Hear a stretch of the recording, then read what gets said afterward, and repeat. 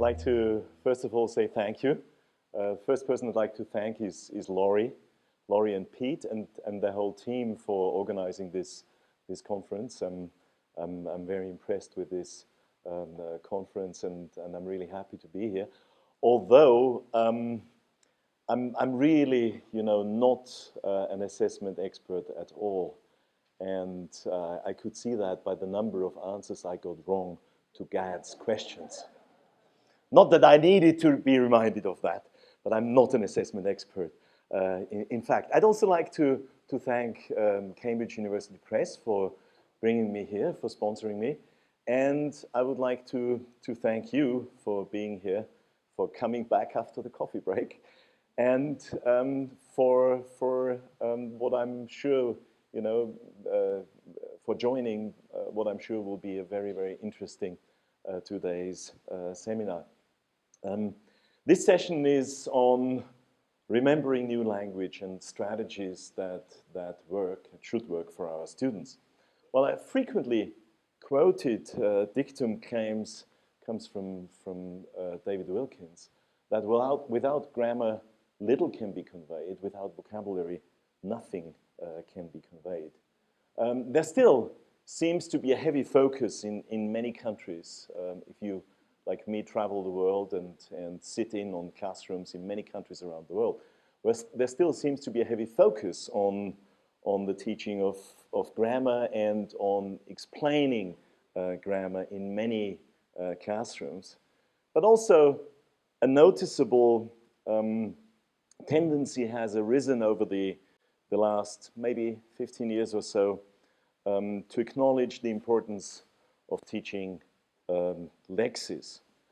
This is reflected these days both in the literature of teaching and in the language teaching materials as well. At the same time, there's a growing awareness that lexis and grammar somehow complement each other. And so teaching vocabulary these days includes chunks and often lexico-grammatical chunks of language rather than just single words. But whether our students are actually successful or not in terms of building a solid working memory of useful language in the form of vocabulary, in the form of chunks of language, and in the form of lexico-grammatical strings of words, depends not only on our teaching.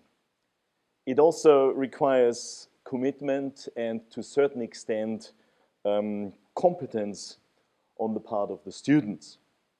It requires students who are willing to invest time and effort and who have, I will claim, effective strategies, effective study strategies that help them to remember language effectively in their long-term memory. In this session, we'll be looking into the process of memorization, into memory and making language memorable, and what we as teachers can do to support our students in the contribution I believe they have to make if they want to be successful with it. In her recent book, Vocabulary Activities, Penny Ur actually says that in order for a teacher to help her students reach a good knowledge of the language they're learning, she needs to teach an average of 30 to 50 new lexical items a week. Or quite possibly, if you reflect on that, depending on the student's age and their intended achievements, a lot more.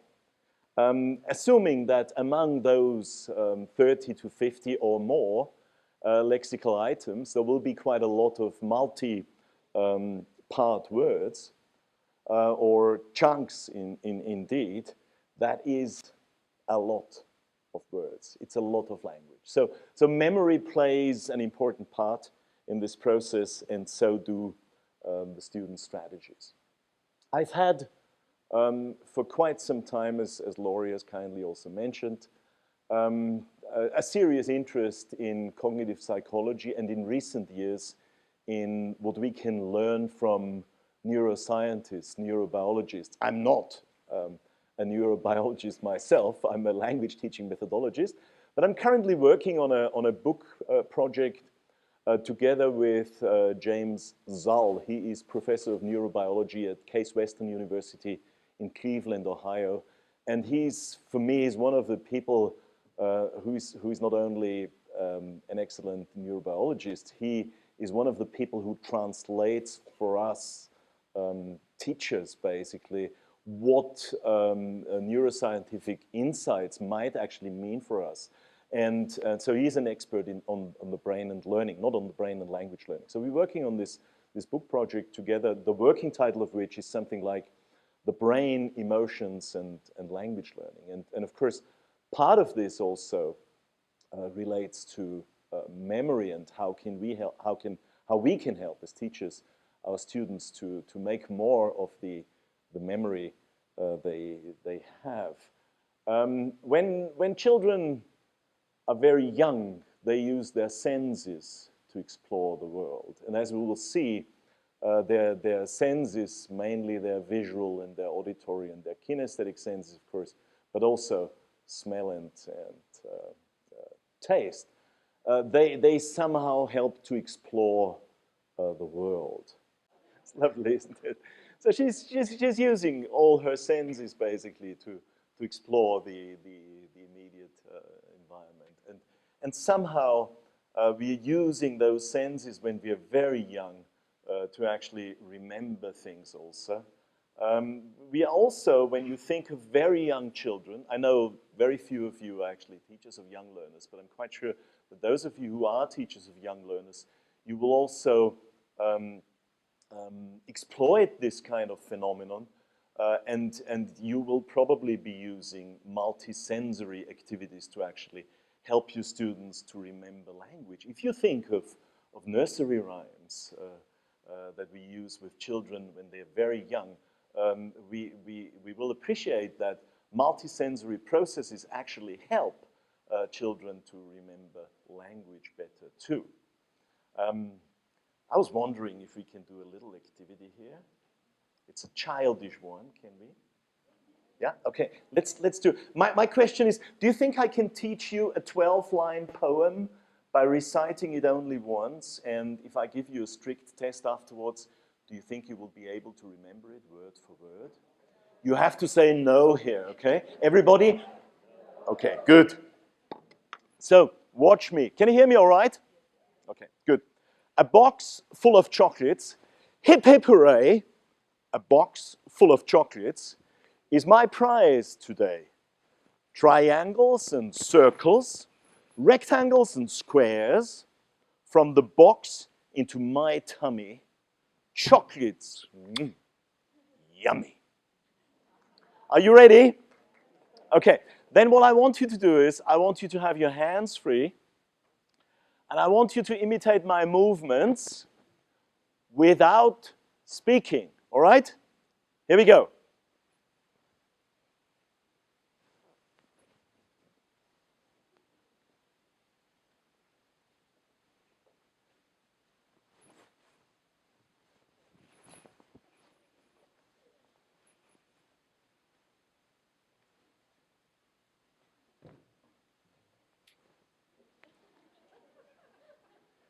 Well, I have to make a confession here. You don't know how beautiful it is when you're standing out here. And all these beautiful ladies blow you a kiss. So my friends from Cambridge know wherever in the world I go, whatever I talk about, I will find a little excuse to use this activity. And since it's so beautiful, can we do it again, please? But this time, I would actually like you to speak along, okay? So let's do the movement again. And could you, while we're doing the movements, speak along, please?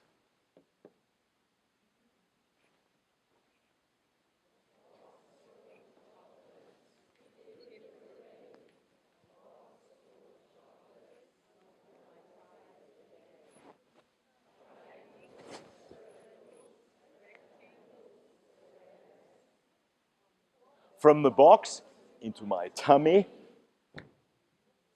Chocolates. Fantastic.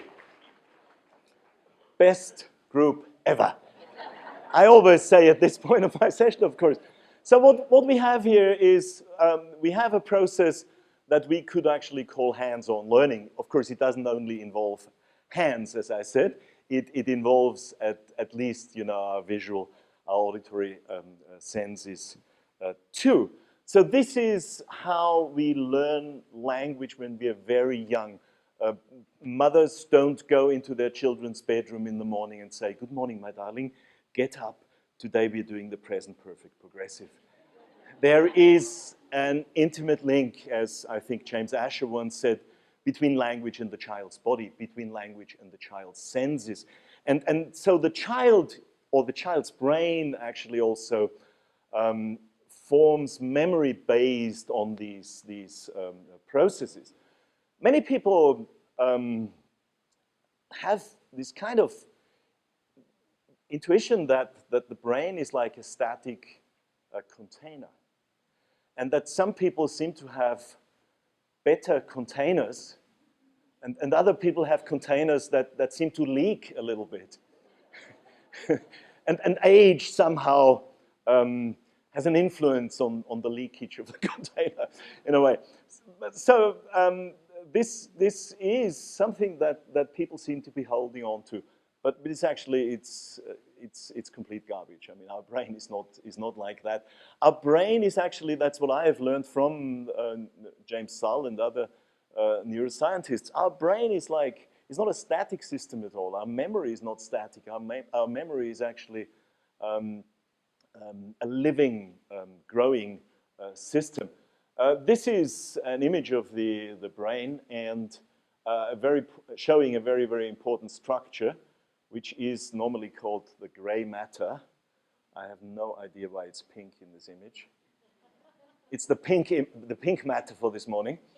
The pink matter that you can see up there is also called the neocortex. The neocortex, because it's from an evolutionary point of view, it's the youngest part of the human brain. Young in terms of brain evolution probably means something like 4 million years. The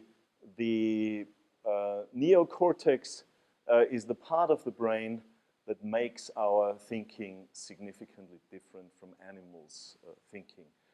This is the part of the brain that helps us to think critically, that allows us to understand complex theories, that helps us to find solutions to difficult problems, that your students need to draw on when you do some inductive grammar work, for example, and you want them to draw out the rules on a grammar chapter themselves, etc., etc., etc. This is the neocortex. The neocortex is about, I think, 3 to 5 millimeters thick. It's not flat, as we can see here, and it's the skin over the brain. Now, this is a photo that I got, or actually, these are 4 photos I got from James Sull, the neurobiologist. They're pretty rare, these photos. They show tiny, tiny, tiny slips of children's neocortices at different stages in their brain development. I don't know if you can read that. This is 3 months, 6 months, 15 months, and 24 months. And what we can clearly see here is that there are those dark dots, the neurons or nerve cells, the number of which more or less stays the same throughout a person's life. But what actually changes are those what's called neuronal networks. We can clearly see that they're becoming denser as the child, the baby here, is actually becoming older. This does not go on infinitely. There are stages in the development of the brain where actually some kind of pruning happens, like in adolescence, for example. But we're not going to go into this. The key point here is that the brain and memory actually are living systems. And the point I'm going to make is that the kind of growth we have in those neuronal networks depends to a certain degree on how a student is learning, on the kind of strategies they're using, the kind of techniques they're using as they're learning. And I will claim tomorrow, this is tomorrow's session, that our students' emotions play a major role too in the development of those neuronal networks. Could I please ask you to take 2 or 3 minutes and discuss the question that is behind this color. So the first one is, what influence do you think does content have on making language memorable?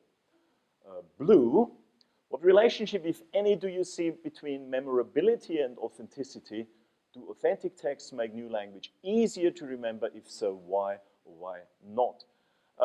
Pink, if you yourself were to start learning another language, or if you are currently learning another language, what strategies would you use or do you use to remember new language better? And last but not least, orange, what do you think are the most common strategies used by your students to remember new language? Which of them would you rate or not rate as efficient? Okay, take 2 or 3 minutes. I have them in different form also, if this helps. So whether our students can relate to the content or not seems to have an important influence. Okay, shall we be creative and skip the next one? What do you think are the most common strategies used by your students to remember new language? Write them again and again. Okay. Okay. Right. Right. I'm sorry? They translate into their language. Okay. You happy about that? Not necessarily, not always. Okay. Anything else? Yes, sir. Could you? Just a moment. Yes. Exactly. But you want them to. Right.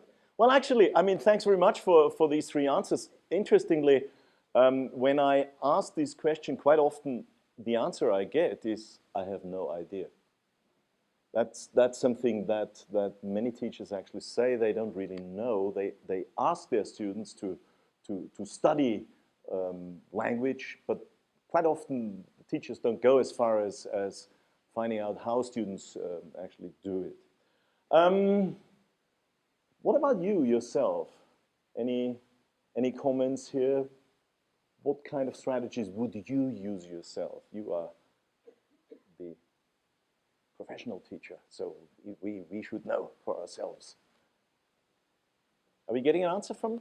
Yeah, thank you. Just a moment. It's a horrible language anyway. It's my mother tongue. It's a joke. Okay, thanks very much. Thank you. So you're basically saying no strategy other than immersion, if you're lucky and you are in the right context. Yeah, reading. Okay, fine. Yeah. Mm-hmm. Having a context for the... Oh, I'm sorry. We'll be doing a... Please go ahead. Okay, thanks very much. Let's move on to the next one. We'll come back to each of them, of course. The last one is actually the relationship between memorability and authenticity.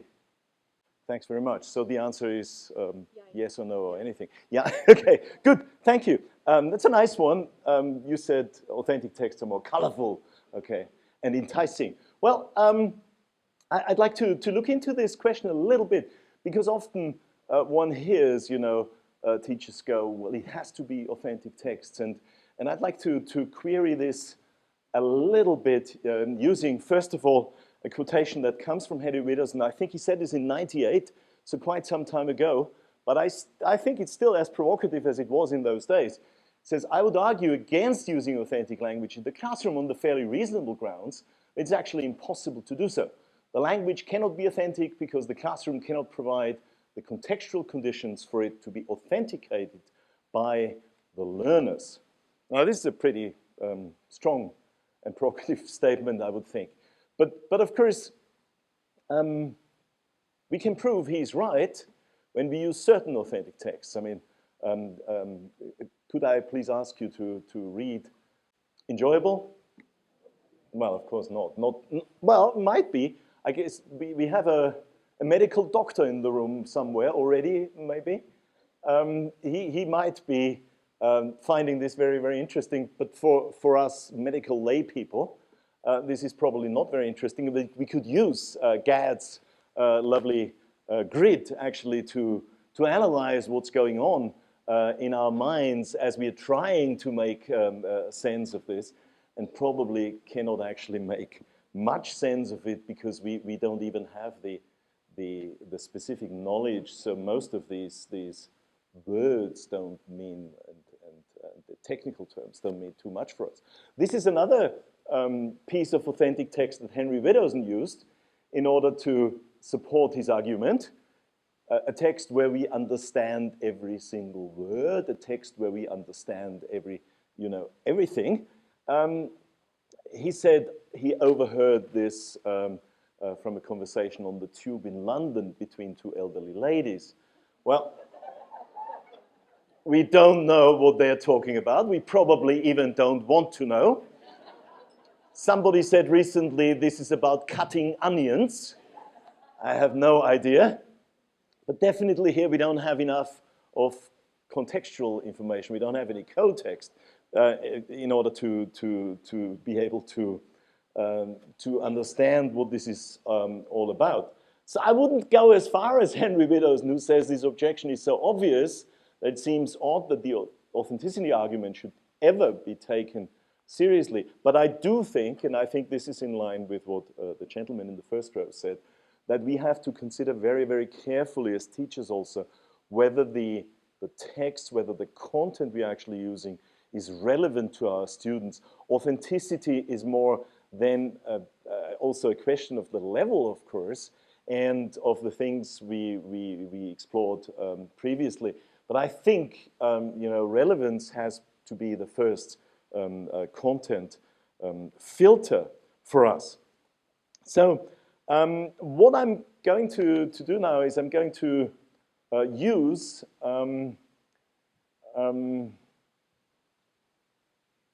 sorry, I'm going to skip this.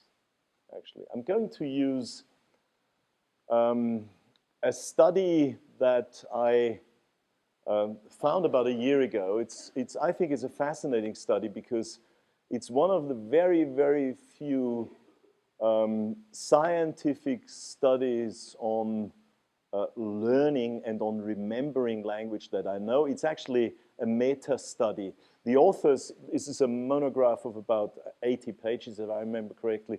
The authors, John Danlowski and others, actually looked at 700 empirical studies into what kind of language, what kind of study strategies are efficient or are not efficient. And I would briefly like to look at some of their findings and also involve you in actually guessing what the outcomes of this study would have been. But I'd like to stress one more time the importance of students studying successfully, because as I will claim tomorrow also, when it comes to talking about emotional engagement, whether they are actually making progress or not, whether they are successful or not with their studying, does have a serious impact on how their memories form and how emotionally engaged and successful they will be. James Saul, success is progress towards a goal and nothing succeeds like success. This could be one of the most important aspects of intrinsic motivation. Achievement itself is rewarding, and that may simply be because it's recognized as movement. So this sense of progress that we need to make sure our students get when they are learning. These are the 10 study strategies or techniques that Danlowski and others actually looked at. They did not simply look at language learning, they looked at basically the subjects across the board, including mathematics and geography and physics and chemistry, what have you. So I have actually filtered out 4 of these because I think they are far less frequently used in the language classroom or by language learners. So this leaves us with 6 of them. They also looked at 4 categories of variables: learning conditions, student characteristic materials, and criterion tasks, in order to make sure that what they actually were saying about the study strategies themselves was actually valid. So I have kind of filtered out the ones I've grayed out here, and I'm going to look into these 6 now, highlighting and underlining. I think it's self-explanatory. We can probably all, especially when you're in higher education, when you have upper secondary students, you can, when you look at your students' notes, you can often see all those, you know, blue and green and yellow and orange or whatever. Highlighting and underlining is clear anyway. Keyword mnemonics. It's probably less known. I'll give you an example. Let's imagine we have a student whose mother tongue whose own language is English, who is studying German and wants to recall or retrieve the German word for mountain, Berg, as we know.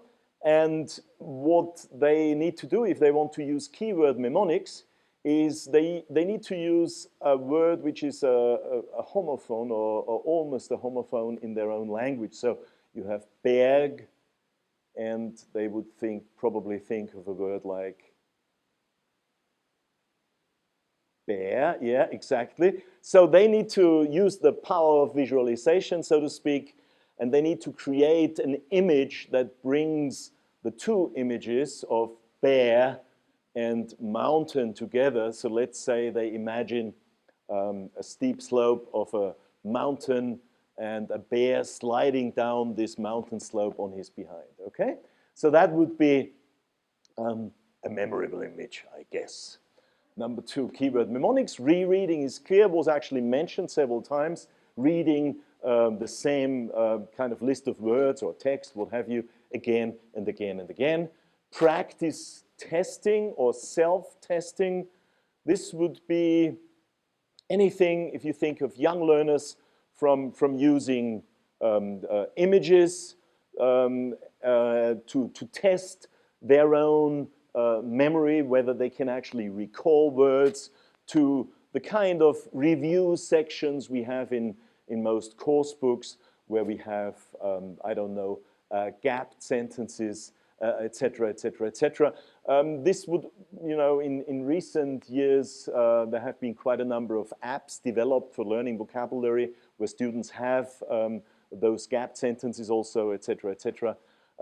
This would include, of course, also if a student tests themselves using L1, L2 sort of equivalents, like you were saying.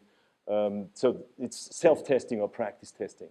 Number 5, distributed practice is less about the how of a study technique. It's more about the time aspect here. So it's spreading out studying over a longer period of time. The opposite of this would be cramming. A student who maybe the day before the test studies for several hours trying to remember in one go everything they have to learn, as the opposite of distributed practice. And last but not least, interleaved practice, which is the opposite of blocking. So imagine a student has to learn 2 different lexical sets for an exam. They or because they need to learn it, they look at lexical set first, and then once they have studied lexical set 1 in a kind of blocking fashion, they would move over to lexical set 2. Interleaved practice would be take 1 from lexical set 1, study this, then take 1 from lexical set 2, study that, go back to lexical set 1, etc., etc., etc. Here's my question for you. According to this meta-study, where they looked into 700 scientific papers on study strategies, 2 of these strategies have low utility, so basically useless. 2 of them are almost useless. They have moderate utility. And 2 of them have high utility. We have 2 very, very clear winners based on that study. Can you have a chat with the person sitting next to you and just basically guess what do you think the outcomes would have been? Numbers. 1 and 6. 1, 3, 6.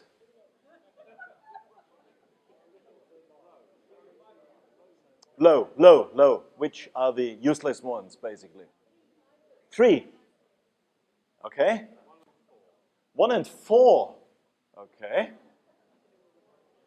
I think you are in danger here. If you say testing, practice testing is useless. Which are the moderate ones, what do you think? 3 and 4, rereading and practice testing, interesting. 3 and 2, keyword mnemonic, rereading. 1 and 3, okay. Which are the ones you think are the clear winners? 4, you're saying? 4, practice testing. Sorry? 5, in distributed practice. Okay. What about keyword mnemonics? Yeah, powerful, you think? Yeah. I must confess that's the one I would have thought would win. Okay, here we go.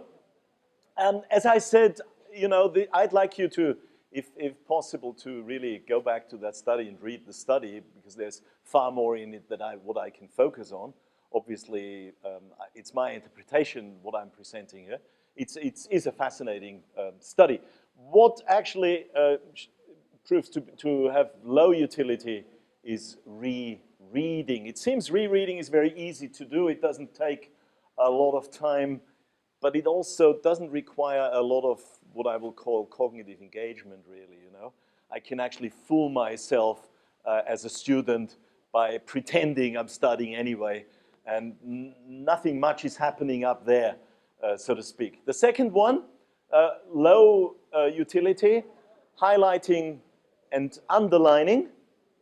Although it's probably, when you think of university students, it's probably the one strategy that is used a lot, really. Quite interestingly, what they're saying in this study, and I created this visual mess on purpose here, is that perhaps most concerning are results from a study that suggested that underlining can be detrimental to later ability to make inferences. It may be problematic to the extent that it prevents students from other more productive strategies. In other words, once they've messed up their notes or their text or whatever, it's difficult to do more useful things with it later. So first of all, the sheer facts, performance on a final test was substantially greater after continued testing, self-testing that is, which was 80% than after continued study being just, you know, rereading or any of the other techniques here. They also looking into the dosage, and of course, the simple conclusion is the more the better, of course. But it was also interesting that what they're saying is at least 4 to 5 times versus only once in terms of cued recall practice. And then what they are saying, I think somebody said here, you know, that we want them to to use words in context. We want them to do something with the words. The gentleman back there said, you know, kind of doing role plays in one's mind, trying out the language in imagined situations, etc., etc. This is all in line, I think, with what the evidence here suggests. Practice tests that require more generative responses, for example, recall, a short answer in the student's own words, are more effective than practice tests that require less generative responses, where they simply, for example, need to decide whether it's A or B, where there's just recognition that is required.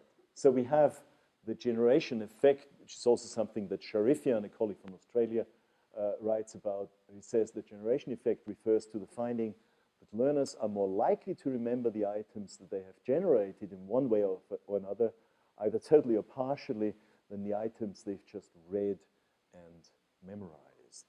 So it seems that what we're actually talking about here is that the equivalence to hands-on learning, which we don't do when students have reached a certain age for obvious reasons, would be minds-on learning. In other words, the more effort they are making in the study process itself, the more generative the study process itself is, and the more regular they're actually doing this, as we will see in a minute, the better they will learn and remember. Which brings us to the next point, and the next winner, which is distributed practice. As I said, somehow slightly different, because this is not so much about a technique, it's more about the time quality, if you like.